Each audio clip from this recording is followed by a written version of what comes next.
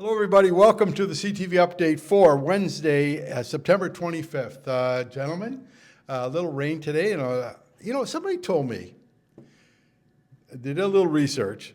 We've had more rain this year on Wednesdays and Saturdays. I believe the Saturdays because I've blown 3. And Wednesdays, we have had a lot of rain. Thankfully, I think for men's league anyway, it's going to let up, so we should have enough of a day to play. So, yeah, that's a weather update for today. And I got to give you an update on my fantasy football team for the second week in a row. Second week in a row. I had the most fantasy points in the whole league twice, thanks to Derrick Henry and Lamar Jackson, my 2 guys. Now, here's the bad news for me. They're playing Buffalo next week. Dead. And worse, my team is playing my son's team. Really bad news because he's got C.J. Stroud. They're playing Jacksonville, which is like a field day for those guys. So looks like I'm toast. But anyway, yes. Go Bills. Go Bills, yeah. Go Bills. Bills are unstoppable right now. My Miami Dolphins, forget it. They may not score another touchdown again this week. Anyway, that's the update on that.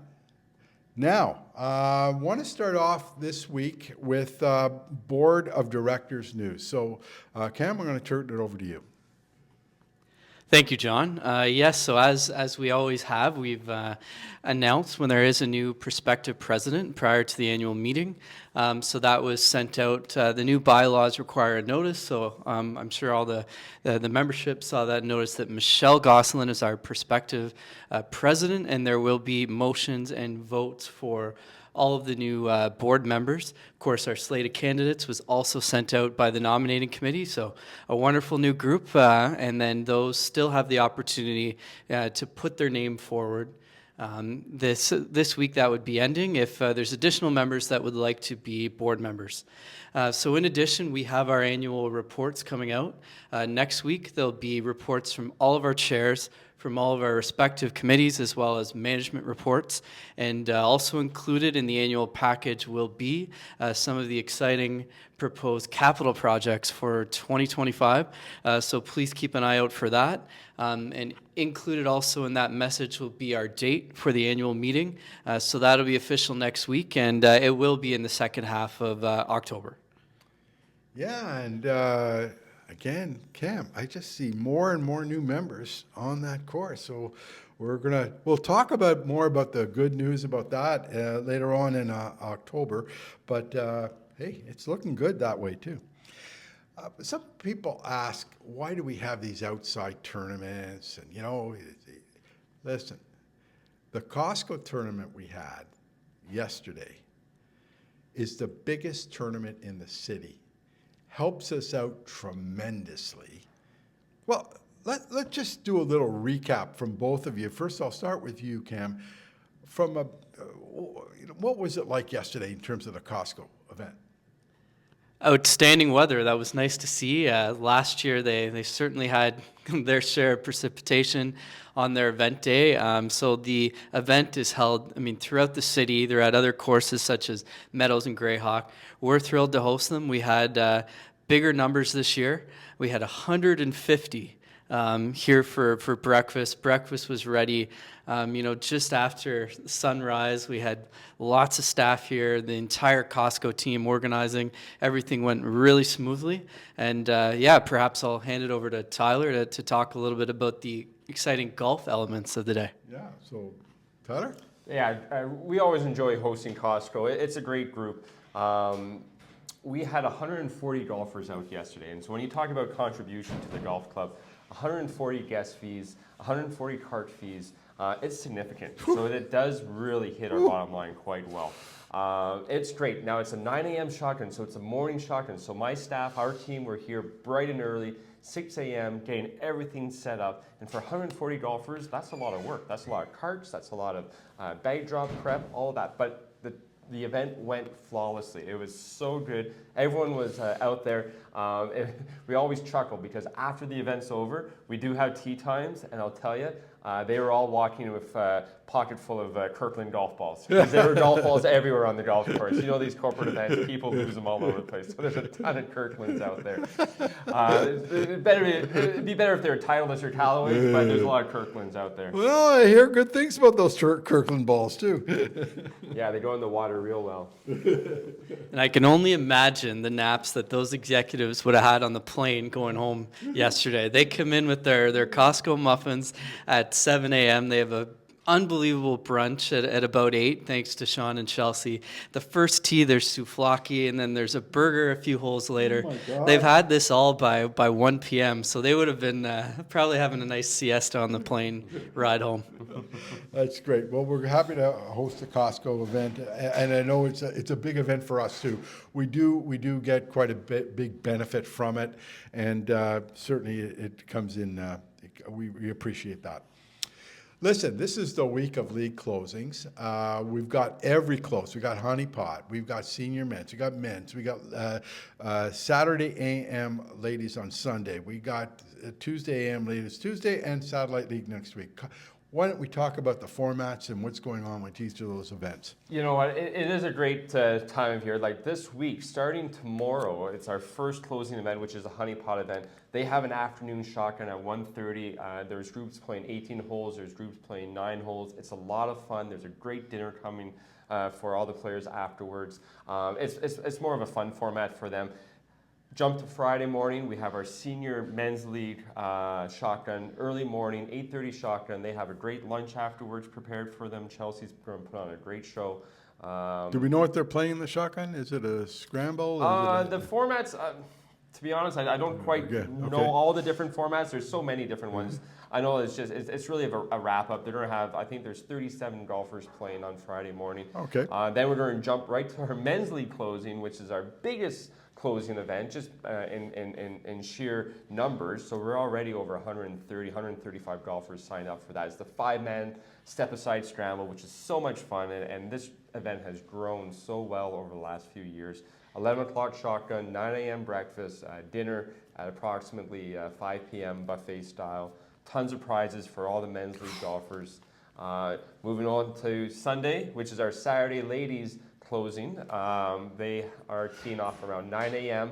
There's 6 or 7 groups with the women, so they're going to tee off, play some great golf, have some lunch afterwards, have a great day out of it, and then jumping to our Tuesday a.m. and our Tuesday p.m.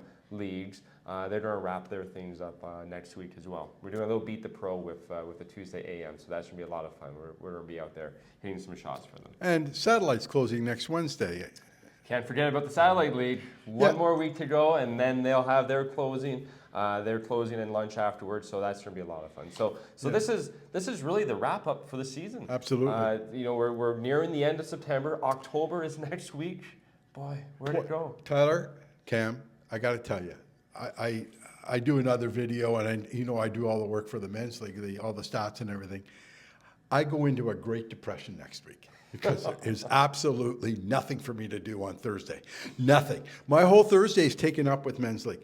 But I'm sitting there Thursday going, oh, I got to do the honey-do list stuff now. This is not good. This is not good.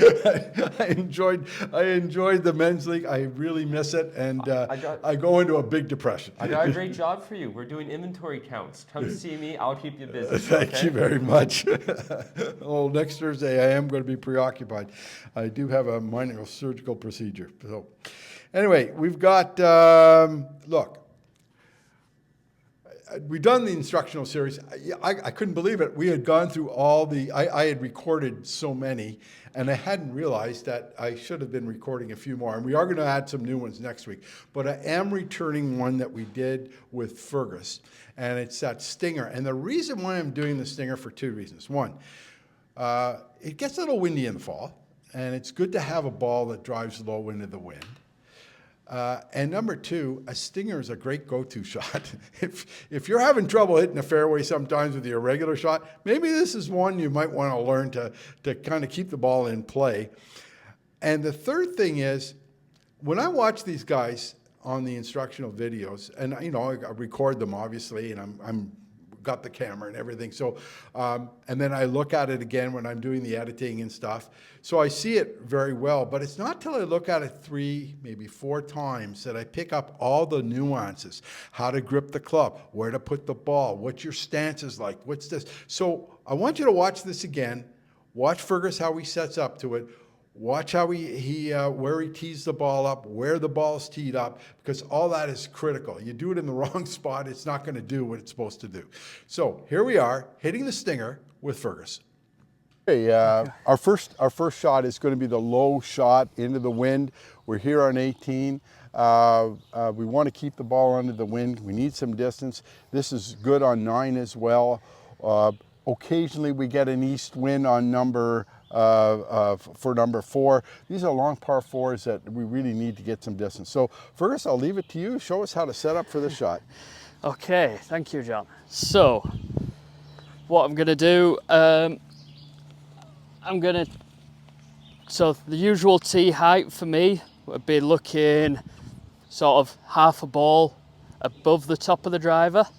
I'm actually going to squeeze it down a little bit further, so I've maybe only got just the top of the ball above the driver, or even maybe a quarter at the very most.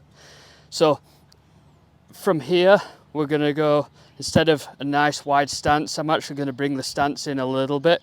So it's going to allow me to turn through the shot a little bit more, because we still need to keep turning through the shot even though we're trying to hit it lower. And then as we go and set up in there, so looking down the line now, I'm going to pick a target sort of just inside the right hand bunker, and from here we're going to position the golf ball ever so slightly back in my stance there. So we've got a narrow stance, ball slightly back, and from here I'm almost going to try and feel like my right shoulder is going to cover the top of the ball. So for you lefties, it's going to be the other way. It's going to be left shoulder kind of covers the ball a little bit more, and it should come out a little bit lower. So here goes. Bit more weight into that left foot, and Wow. That's low. Very good. Wow. It was a great shot. I remember the shot. He wasn't totally pleased because it didn't go exactly on the line he wanted. For me, I'd have been elated, but for him, he wasn't that happy. He was a little sad about it. He went a little to the right, you know. Big deal. It's in the fairway. Anyway. Tyler, I was in your office, or I was in the pro shop this morning, and I noticed that you're packing. Mm-hmm. You're not leaving. You're packing. That's right. Yeah. You're packing. This is not good news for us. You're packing. I'm not an American packing. What we're packing is we're packing up. Well, we put all the promotions out there. We had our big demo sale. We had our big shoe sale. But you know what? They're over now. So we got to pack them up. We're shipping our shoes back. We're shipping our demos back.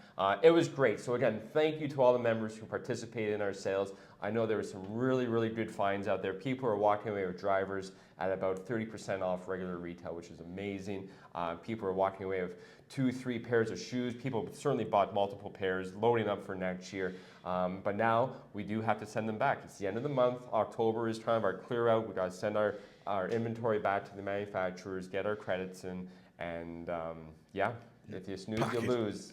You might have 1 or 2 more days left before we actually ship them out. So. Okay, so this video is going to come out. Are you going to be ready tomorrow morning? I'll send it to Tyler at around 9 o'clock. He'll put it out to you. By the time you see it, if you're lucky enough to see it early, and you can get in here, go into his office, grab what you can, because they're being shipped out. Don't lose out on the deals. I'm going to turn it over. I know there's not a lot going on in the kitchen this week, but just let's talk about, you know, regular fare and why there's not a lot going on in the kitchen this week. Well, There's yes, a lot going on in the kitchen, but it's not specials for us. Yeah, there'll be a few specials for the day that they are working on. Yesterday, extremely busy with Costco, and they're also ramping up and planning all of our league closing events. But there will be some items added to the nightly features this week. Gentlemen, last week I heard a lot of trash talking. A lot of trash talking. They got to be put in their place. They're going to get swamped. It was the pros versus the assistant pros at Smuggler's Notch called the Ping Challenge. How did you do, fellas? We had a very, very close first match. Really? We got paired together, so they actually paired Tyler and I. They played a better ball match and then a Chapman alternate shot. And number 8 I made a nice little birdie on a long par 3 to stay even. Tyler made a good par on 9, and they got us by 1. So we gave them a little bit of hope. And then the next 2 matches, it was not close. Took it home. Won the Chapman alternate shot, and then we won our respective singles matches. So 2 for 3, and beautiful sight. Thank you to Ping for all that they do throughout the year. Put on a tremendous event. Thanks to the PGA of Ottawa, Carleton, our director. It was such a unique day. So much fun to get away about an hour down the road. Beautiful setting, and Smugglers did a wonderful job. It was a fun day and a half. Tyler, how was it for you? No, it was great, and it really was very special. So there's 12 head pros versus 12 assistant pros. Day 1 was great. Now, it was both Cameron and I's first experience up at Smuggler's Glen, so we didn't know what to expect. We've heard so many great things. Our club captain, Phil Byrne, had just come back from a few days at Smuggler's, and he was telling us about the greens and about the scenery, how to kind of approach a lot of the shots, and it was good. And like Cameron was saying, we didn't quite do it on our better ball match, but arguably the harder format, the alternate shot, we did extremely well, and we certainly dominated really well out there.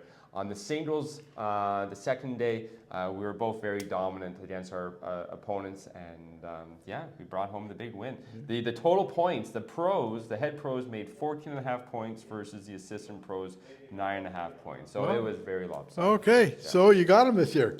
We Good. got him. Hey, it's not bragging if you do it. If you beat them. So.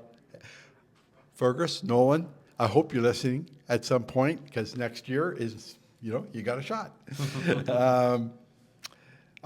Just before we go, there's a big tournament going on in Royal Montreal. A lot of our members are going down to watch it. Actually, it's the President's Cup, and I thought I'd let these 2 experts. I know we're big underdogs in this, the international team, but I thought I'd let our 2 experts talk about what they expect to see. Yes, I mean, I hope it's a little closer in the Ping Challenge Cup. The international team, and we're definitely in tough. Again, we spoke before, wonderful to see 3 Canadians on the team. But if you look at the bottom of the U.S. roster and you see some players that are maybe not as hot this year but barely made it. Max Homa, unbelievable talent at the bottom of their roster. The Americans are really strong top to bottom. It's going to take a special performance. I think the internationals have won maybe one in history, but on home soil, this gives us a good chance, right? 3 Canadians on home soil, so fingers crossed. I hope it's competitive going into Sunday. That's what I would love to see. What about you? Who do you think? Well, I mean, I'm certainly hoping for the Team International, but like Cameron said, the U.S. team has such high caliber of players, right? I'm really hoping to see, watching on TV, is how the course will play. Playing at the Royal Montreal, the blue course, it's world renowned, right? Like, it's a great golf course. So hopefully that puts up a good challenge for all the players. Hopefully we're going to see some amazing shots, some amazing play. I love match play. Match play is so much fun to watch because the momentums can shift hole to hole, and then you get your team momentums as well, right? So I think whichever team can kind of get off to this, to a strong start, get that momentum going, get the hype going, get the crowds involved, and you never know.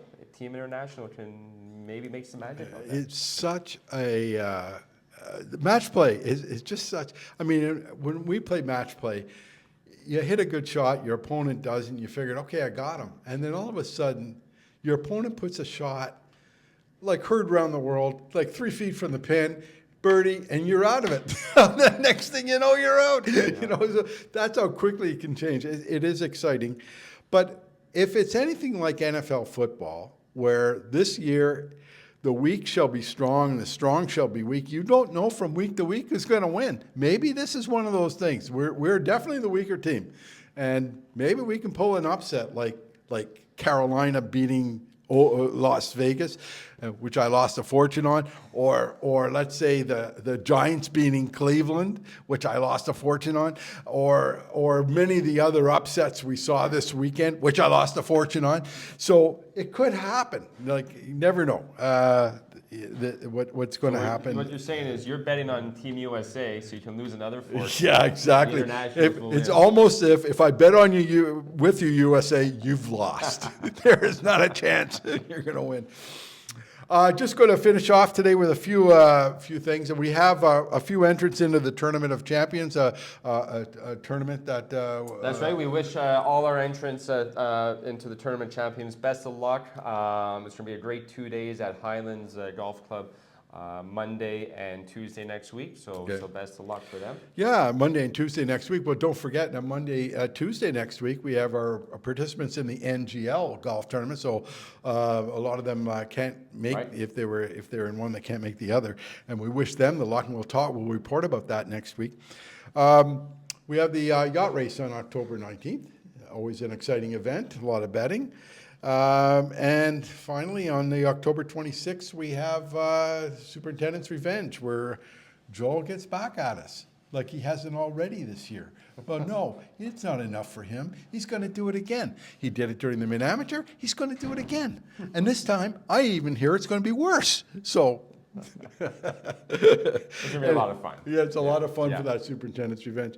Gentlemen, look, I know you guys are going to be busy this week. I know you're going to be really busy because I'm giving you a pile of work to do tomorrow. And you're getting ready for all the board stuff as well, and registering a lot of new members, which is wonderful. We'll talk about that, as I said, later. And so, everyone, until next week, play well.